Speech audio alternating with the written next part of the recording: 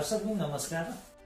आज हामीहरू हजुरहरूलाई स्वागत गर्दै आज हामीहरू जुन चाहिँ यहाँ नेसनल टिभीमा हाम्रो अलगढाका सुमित छेत्रीज्यूले जुन प्रकारले उहाँले क्वेसनको उत्तरहरू दिनुभएको थियो है, यो कुरो हेर्ने बित्तिकै हामीहरू उहाँको वासस्थानमा आइपुगेको छौँ। आज हाम्रो अलगढा जनजनको बोली उहाँलाई हामीहरू स्वागत गर्दै है उहाँलाई धेरै धेरै बधाई टक्राउँछौँ है। हाम्रो अलगढाको छोरा हुनाको नाताले उहाँलाई धेरै धेरै बधाई टक्राउँदै जुन चाहिँ भाइलाई विभिन्न यो नेसनल च्यानल छ नि जुन चाहिँ भैयाजीकै यसमा हाम्रो गाउँ बस्ती यो सारा भारतभरि छरिएर बसेका हाम्रो गोर्खा दाजुभाइहरूले तपाईँलाई जुन चाहिँ देखियो है, यो देखेर तपाईँको कतिले अन्तर्वार्ता आफ्नो वार्तालापहरू पनि गरिसक्यो होला मन मनमा है, हाम्रो सुमित भाइ यस्तो त्यस्तो भनेर भन्यो।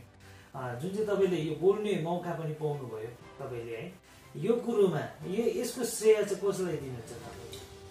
यसको श्रेय चाहिँ अब सर्वप्रथम त मेरो सत्यनारायण बाबाले नै जान्छ। मेरो हरेक कुरो मार्गदर्शकले मेरो सत्यनारायण भगवान हो, सत्यनारायण मन्दिर हो, उहाँलाई जान्छ त्यो एउटा धार्मिक हिसाबमा। र अर्को मेरो नेत्रीलाई जान्छ, शान्ता छेत्रीज्यू है, कालेबुङ डिस्ट्रिक्ट कोअर्डिनेटर सुमन गुरुङज्यू। उहाँले नै एउटा बनाइदिएको प्लेटफर्म थियो है, त्यो प्लेटफर्ममा मैले उत्रिने र बोल्ने मौका पाएँ र त्यसले गर्दा अब मेरो भगवान र मेरो नेतृत्वलाई नै यसको श्रेय जान्छ। यहाँ तपाईँले यो कुरोहरू त गर्नुभयो है, यहाँको जनताहरूलाई चाहिँ के भन्न चाहनुहुन्छ तपाईँले? हाम्रो च्यानल मार्फत जनताहरूलाई चाहिँ के भन्नुहुन्छ? जनतालाई म अब जनताहरूलाई त भन्न चाहन्छौँ कि हामी एउटा सानो अब एउटा बजारको है, यही चौक बजारमा हुर्किएको है, त्यसले गर्दा अब आज नेसनल अब न्युजमा तपाईँले भन्नुहुँदैछ नेसनल न्युजमा देख्नु पर्यो। जनतालाई यही चाहन्छौँ कि आउने दिनहरू सबैको राम्रै हुन्छ, मङ्गलमै हुन्छ है, र सबै एकचारा भाइचारा शान्ति कायम राख्नुहोस्, यो नै हो मेरो एउटा शुभकामना है। र राजनीति त आउँछ जान्छ है, सम्बन्ध चाहिँ बिग्रिनु हुँदैन। तपाईँले यो जुन चाहिँ माइकमा बोल्नुभयो नि, कहाँनिर यो सर्वप्रथम फर्स्टमा चाहिँ तपाईँले कहाँनिर बोल्नु भएको थियो र कहिले बोल्नु भएको थियो है? तपाईँले जुन चाहिँ बोल्नु भयो नि है, कहाँदेखि चाहिँ सुरु गर्नुभएको थियो? माइकमा फर्स्ट टाइम म कहाँबाट बोलेको? माइकमा फर्स्ट टाइम म क्लास 3 कि 4 मा बोलेको चाहिँ त्यसै लागि मैले भने नि सत्यनारायण बाबालाई क्रेडिट जान्छ भन्दा फर्स्ट पनि मन्दिरमै बोलेको। र के बोलेको भन्दाखेरि चाहिँ मलाई अहिले पनि थाहा छ है, त्यति बेला हाम्रो मन्दिरमा एउटा हरिचर्चा हुन्थ्यो र भगवान्को हरिचर्चाको हुन्थ्यो। अन्त यो झन्काल भजन मण्डली थियो त्यति बेला। यहाँ हाम्रो सुनिल भैया जो हुनुहुन्छ उहाँले एउटा सानो मलाई चिठा लेखेर दिनुभएको थियो है, त्यही कुरो बोलेको। त्यो चिठामा चाहिँ के लेखेको थियो? सूचना सूचना सूचना समस्त भक्तजनलाई सूचित गर्छु कि आज श्री सत्यनारायण मन्दिरमा सङ्गीतमय हरिचर्चा राखिएको छ।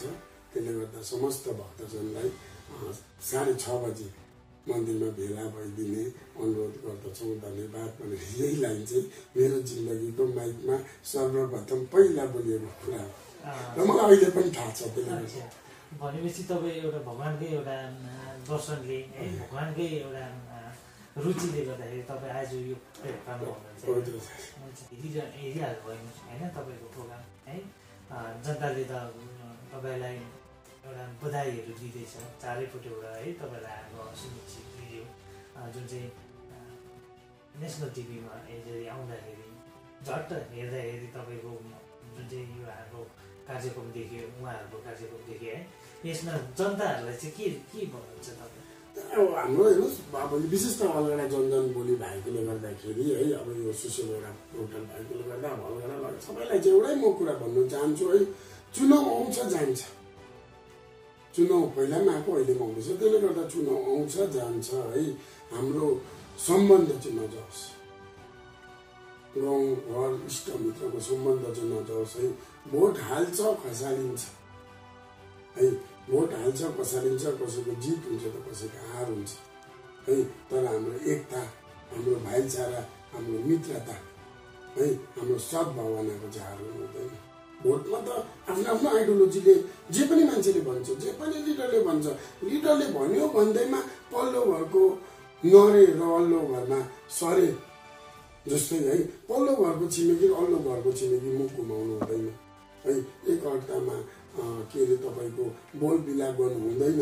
आज विभिन्न पार्टीको विभिन्न मुद्दा होला, विभिन्न इस्यु होला, विभिन्न सिम्बल होला है। राजनीतिक त एउटा आइडियोलोजीमा चल्ने कुरो, man is a social political animal, त्यसै कारण एरिस्टोटलले भनेको है मान्छे एउटा सामाजिक राजनीतिक प्राणी हो। त्यसले गर्दा हरेक चिजमा नै राजनीति हुन्छ है। एउटा बुढा र बुढीले छोरै जन्मेर नाम राख्नु पर्यो भने बुढाले अलिकति गेम चलाएर छोराको नाम मेरो इच्छा थियो मेरो छोराको नाम सुमिरन होस् भनेर, त मेरो बुढीको केही चलेन, मैले आफ्नो एउटा क्रिएटिभ आइडिया निकालेर सुमिरन नै राखी छोडेँ है। त्यसले गर्दा राजनीति त हो त्यो है। र त्यसले गर्दाखेरि हेर्नुहोस् राजनीति हुन्छ तर हाम्रो सम्बन्ध चाहिँ छुट्नु हुँदैन। नेताले के भन्छ कसो भन्छ नि मञ्चमा के भन्छ, तर हाम्रो एकता अखण्डता मेलमिलाप चाहिँ हामी एउटै हुनुपर्छ। किनभने जनतालाई मलाई यही भन्नु छ, किनभने हेर्नुहोस् हामी यही माटोमा जन्मिनु छ, यही माटोमा जन्मियौँ, यही माटोमा हुर्क्यौँ, यही माटोमा मर्नु छ र मरेर पछि पनि हामी सयपत्री भएर यही माटोमा पुग्नु छ। र जनता जनार्दनलाई आफ्नो आफ्नो हिसाबमा गणतन्त्रमा सबैलाई अधिकार छ।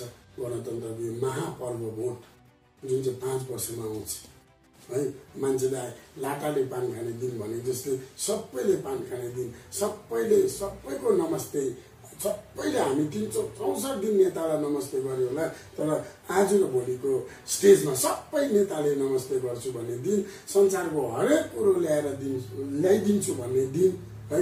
र त्यसले गर्दाखेरि अब आइडियोलोजीको भेदभाव भए तापनि है हामी हेर्नुहोस् एक जग्गामा बस्नु छ, एक जग्गामा छ। हाम्रो जग्गा चाहिँ बाँच्नुपर्छ, हाम्रो समाज बाँच्नुपर्छ। यहाँ जसरी हामी एकअर्कामा एउटा मेलमिलाप छ है, हामी जिउँदोको जन्ती र मर्दाको मलामी हौँ है। र त्यसले गर्दा हामीले भोट त हेर्नु 16 तारिक 6 बजी 17 तारिक 6 बजी सक्छ, तर सम्बन्ध चाहिँ सक्नु हुँदैन। त्यसले गर्दा जनताले हेर्नुहोस् यो विशेष गरी हाम्रो पहाडी भेगमा यो कतिवटा जग्गातिर प्रथा छ। हेर्नुहोस् मैले तपाईँको टाउको फुटाएर के हुँदैन, तपाईँले मेरो फुटाएर के हुँदैन, खुन त तपाईँ र मेरो रातै छ है। हस्पिटल तपाईँ र म, तपाईँको घरमा अशान्ति हुन्छ, मेरो पनि त घरमा अशान्ति हुन्छ।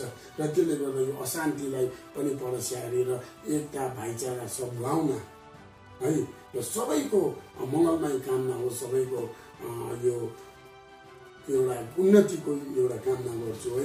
विभिन्न क्यान्डिडेट छ, विभिन्न पार्टीले दिएको छ, विभिन्न राजनीतिक व्यक्तिहरू आज चुनावमा लडिरहेको छ, सबैजना त राम्रो छ है। र जनताले बेस्टमा राम्रोमा पनि बेस्ट चाहिँ जनताले एउटा निर्णय गरोस्।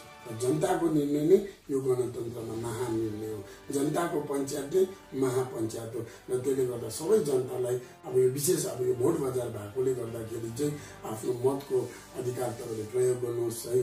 र जसलाई तपाईँलाई मनमा रुचाएको छ, जसलाई तपाईँले अब बुझ्नु भएको छ है, उहाँहरूप्रति भोट दिनुहोस् है।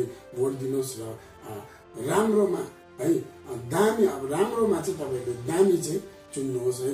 र यही भन्दै है तपाईँहरूलाई विशेष अब रात परेर पनि तपाईँहरू आइदिनु भयो है। अब घरमा बसिरहेको बेलामा है अहिले कोड अफ कन्डक्टले गर्दा अब क्याम्पसिङहरू पनि बन्द भइसकेको छ है। र त्यसले गर्दाखेरि एउटा कुरा चाहिँ त्यही भन्छु है, तपाईँलाई धेरै धेरै धन्यवाद दिन्छु है।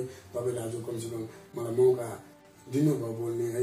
हेर्नुहोस् नेसनल टिभीमा त बोल्नुभन्दा अगाडि यही अलगडाको जनजनकी बोलीहरूबाट सुरु गरेको थियौँ र त आज नेसनल टिभीमा पुग्यो। तपाईँको अलगडा जनजनको बोलीहरू जस्तो नभएको भए हामी कहाँबाट नेसनल टिभीमा पुग्थ्यो। हामीलाई श्रेय त हेर्नुहोस्, मलाई के श्रेय दिनुहुन्छ, यसरी नै अलगडा जनजनको बोलीहरू जस्तोहरू जन्मेर त जनताको आवाज हुन्छ। यस्तै अलगडा जनजनको बोलीहरू जस्तो च्यानल आएर त जनताले आफ्नो नेताले आफ्नो कुरा राख्छ। र तपाईँको माध्यममा आज म जे बोलेँ है, विगत तपाईँले मलाई धेरै इन्टरभ्यू लिनुभएको छ, धेरै कुरो सोध्नु भएको छ, त क्रेडिट कसलाई जान्छ, मलाई त के जान्छ है। मलाई त म त जाने मान्छे म त्यहाँसम्म पुर्याउने त मेरो पार्टी र तपाईँहरू जस्तो रिपोर्टर हो है। र त्यसले गर्दाखेरि विशेष त तपाईँहरूलाई पो धन्यवाद छ, गणतन्त्रको प्रेसलाई धन्यवाद छ है, आज देखाउनु भयो है। र त्यसले गर्दाखेरि यसरी नै हरेक गाउँको जनजनको आवाजहरू नै बुझोस्, जनजनको कामनाहरू नै बुझोस्, तपाईँहरू जस्तै जनजनको बोली भएर नै यो जनताको लागि बोल्नु पाऊँ है। र यतिमा आज अब तपाईँहरू आइदिनु भयो त्यसको लागि धन्यवाद छ है। अब सायद अलगडा यो भेटको जुन चाहिँ एउटा अब गर्वको कुरो पनि हो, किनभने आफूलाई पनि टिभीमा हेर्न मौका पाएँ है। सधैँ लोकल च्यानलमा हेर्न पाउँथेँ है, तर आज एउटा नेसनल च्यानलमै सबै परिवारहरू अब सबै साथीभाइहरूले फोन त गर्छ है, चिन्ने नचिन्ने है, अब परिवार टाढो टाढोमा हुनेहरू है, त्यसले अब सबैले फौजीहरू पनि छ शाखा सन्तानमा सबैले फोन गरे तापनि जनताले हेऱ्यो, तर जनताकै मुद्दा राख्यो है। यो होइन कि मेरो व्यक्तिगत मुद्दा होइन, भोगिरहेको पाहाडको स्थिति राख्यो है। र त्यसले गर्दाखेरि चाहिँ त्यहाँ पनि भने तपाईँकोमा भन्दैछु है, सर्वे भवन्तु सुखिनः सर्वे सन्तु निरामया सर्वे भद्राणि पश्यन्तु मा कस्मै दुःख भावत्। सबै जगको कल्याण होस्, सबै विश्वको कल्याण होस्, सबै प्राणीको कल्याण होस्, सबै आपसीमा भाइचारा र कामनाको गर्दै है। र जसरी हामीले दीप बाल्छौँ हरेक दिन, त्यो दीपले एउटा रोशनी दिन्छ। हामी पनि यो समाजको लागि एउटा रोशनी हुनुपर्छ। तपाईँहरू जस्तो च्यानलहरू एउटा रोशनी छ है, त्यसले गर्दा समाजको हरेक दुःख सुखको कुरा निकाल्नुहोस् है। विशेष मलाई भन्दा पनि तपाईँहरूलाई धन्यवाद है। एउटा आज तपाईँहरूकै माध्यमले गर्दा आज म एउटा बोल्नु पाएँ है, र सबैलाई नै धन्यवाद दिन चाहन्छु। धन्यवाद।